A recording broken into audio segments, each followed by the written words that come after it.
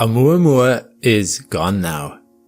It is past Neptune's orbit and is far enough out that no telescope can study it ever again. Its origins and nature remain a mystery that still stokes hot debate in the academic community to this day. Was it a fragment of a broken planet, flung our way from a distant star? Was it a piece of alien technology, either accidentally or deliberately sent to our solar system by enigmatic intelligence? Surprisingly, or perhaps unsurprisingly, there are still academics who put forward both theories as plausible. Oumuamua's anomalous nature makes it difficult to classify as either a comet, an asteroid, or something artificial.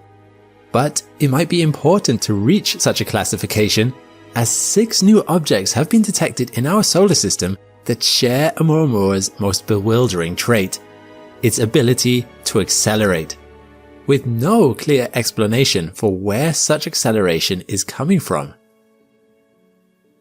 I'm Alex McColgan and you're watching Astrum, and today we will be exploring Oumuamua and these 6 new fittingly named dark comets, and exploring the theories that have arisen in the last few years as scientists attempt to explain something that has so far defied clear explanation.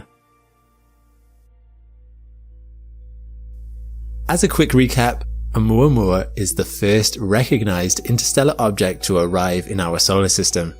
It did so on the 19th of October 2017 and was spotted by the Haleakala Observatory in Hawaii. Scientists quickly noticed that there was something strange about this object.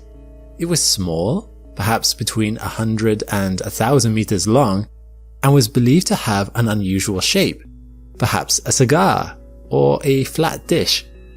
Its trajectory and speed made it clear that it would eventually leave our solar system, so scientists reasoned that it must not have come from here. The object was thus given the Hawaiian name Oumuamua, meaning scout or first distant messenger. As the first of its kind that we know about, although admittedly definitely not the first interstellar object to pass through our solar system, as there are trillions of possible candidates out there that have likely done the same, scientists were excited to study Oumuamua, to learn what characteristics it might have that made it similar or dissimilar to objects found in our own solar system. As they did so, they began to notice certain abnormalities. While Oumuamua was initially classified as a comet, it became apparent that Oumuamua lacked a coma or a cometary tail, making it more similar to an asteroid. However, this lack of coma became a puzzling issue when Oumuamua was seen accelerating away from the Sun on its slow way out of our solar system. The rate of acceleration was minor, only about 17 meters per second when it was nearest the Sun, and yet this was enough to cause a stir in academia. Oumuamua was not doing what physics said it should do. In the next few months, scientists were able to observe it. Oumuamua was deviating from its path. In physics, objects can only accelerate when they are pushed. So scientists began to try and explain what was pushing Oumuamua. A few initial hypotheses were quickly ruled out. This did not seem to be simple solar winds giving a small nudge. While it is a recorded phenomenon for the small trace particles fired off from the Sun to push at objects in space, this small force was not enough to explain Oumuamua's acceleration, assuming it was an ordinary asteroid. I should note that this is an assumption, as even the best photos of Oumuamua only showed a tiny speck, making it difficult to say for sure what it looks like. Most theories about its shape come from the variations in its light curve, brightness of which rose and fell uniformly as Oumuamua travelled. This wouldn't happen on a round object, but would happen for a tumbling, irregularly shaped object like a disc or a cigar. Scientists reached for another example in our solar system of accelerating objects: comets. As comets travel close to the Sun, the ice within them warms and sublimates, turning into gas and spouting off from the comet's main body. This outpouring of gas and dust forms the comet's signature tail, but it also gives the comet a little push, acting like a little thruster on the side nearest the Sun that accelerates the comet away from the source of all that heat. But, as I mentioned, scientists could not detect all that dust and gas. They looked, but it didn't seem to be there. This absence gave rise to more exotic theories.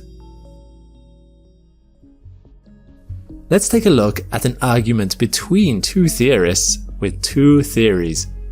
The first theory was the most headline-catching. Harvard professor Avi Loeb promoted in numerous papers that Oumuamua could represent alien technology. He argued in 2018 that solar winds could provide the acceleration seen with Oumuamua, but only if Oumuamua was actually much thinner than scientists originally assumed, between 0.3 and 0.9 millimeters thin. As a 1,000 meter long, 1 millimeter thin object was unlikely to appear in nature, Loeb argued that this had to mean it was artificial, a light sail created to catch solar winds and use them to accelerate through space from one star to another. This theory met the resistance from other members of the academic community. Darryl Seligman, our second theorist and a postdoctoral researcher at Cornell University, countered by co-authoring a paper in 2020 that said that perhaps the reason no outgassing was detected from Oumuamua was because Oumuamua was emitting an invisible gas, such as hydrogen. This would not have been detectable using the telescopes that were trained on Oumuamua. Seligman proposed that Oumuamua was entirely or largely made of such hydrogen, a hydrogen iceberg that was sublimating thanks to the warmth of the Sun, and it was that sublimation that was causing the push. Loeb disagreed. A few months later, he co-wrote a paper asking where exactly this hydrogen iceberg could have come from. He showed mathematically that the starlight in the interstellar vacuum was warm enough that any hydrogen iceberg that formed in even the nearest densest molecular clouds would have melted before they got here. Loeb was still convinced that an alien explanation was the most probable. His refutation was strong enough to send Seligman back to the drawing board, who dropped the hydrogen iceberg idea. However, Seligman continued to play around with the idea that Oumuamua had been moved by escaping pure hydrogen gas. Initially, he didn't have an explanation for how this could be, until in 2023 he met with University of California assistant professor Jennifer Bergner, who pointed to experiments in labs where water ice in extremely cold conditions, hid with radiation, could trap pockets of hydrogen, only to release it later when warmed up as the ice structure rearranged itself. As it happened, water ice is much more plentiful in space, and so is radiation. Cosmic radiation could be enough to provide the pre-baking that would be needed. Between the two of them, Seligman and Bergner wrote a paper arguing that Oumuamua needed a new category entirely. It wasn't a regular comet or an asteroid, but rather a dark comet, one with a coma that was invisible but present. Their explanation accounted for Oumuamua's acceleration, and also for the lack of dust, as dark comets would not need to release dust as they were simply reconfiguring their structures and releasing the pockets of invisible gas, rather than blasting gas out from its surface like a small gassy volcano.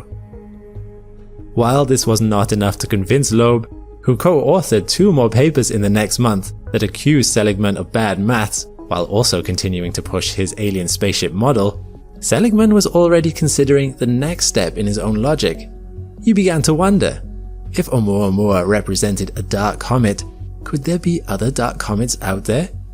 He, Bergner, and others began pouring through the data of objects already existing in our solar system.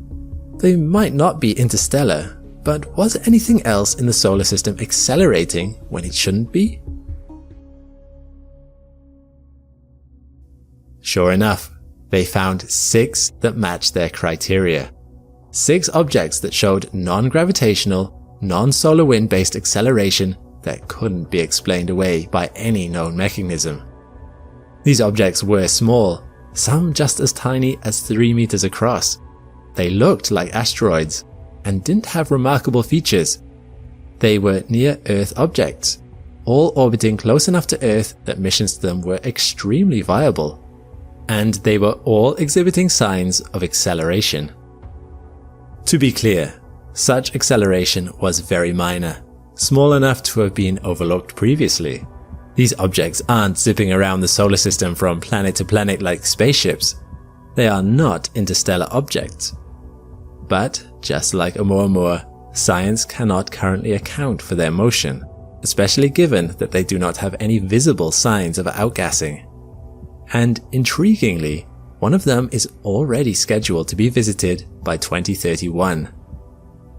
1999 KY26 is due to be visited by the Japanese Hayabusa 2 probe, an asteroid sample return mission that was launched in 2014 and finished its primary mission 6 years later, but since has been given a mission extension to visit other asteroids in the near-Earth Apollo group. 1998 KY26 is rotating quickly, once every 10 minutes, and Hayabusa 2 will aim to perform a flyby to learn more about this water-rich, tiny object for the benefit of future human missions to Mars. Once it's there, perhaps it will become clearer what the source of 1998 KY26's strange acceleration might be. It's still not obvious who among the various scientists out there is right about Oumuamua. Given that it's now out of our reach, perhaps we will never know. But it's undeniably intriguing that more objects exhibiting strange acceleration have been detected, and highly likely that they will shed further insights into Oumuamua's possible nature and origins. If they are found to accelerate through invisible outgassing of hydrogen, Seligman will stand validated. But if a little hatch opens up and a small alien form peeks out to wave at us before accelerating off out of the solar system, then we might regret not listening more closely to Loeb. I think the former is more likely than the latter, as there is no way 1998 KY26 is a light sail. We have excellent imaging of this one, but either way, it will be fascinating to study. Of course, in the end, it might prove that neither theory is correct. That's the wonder of science. The more we explore the universe, the more we encounter strange and unexpected phenomena, and as we learn more about them, the better our theories become. Perhaps one day we will encounter more objects like Oumuamua from outside our solar system, which may lend further weight to a particular explanation.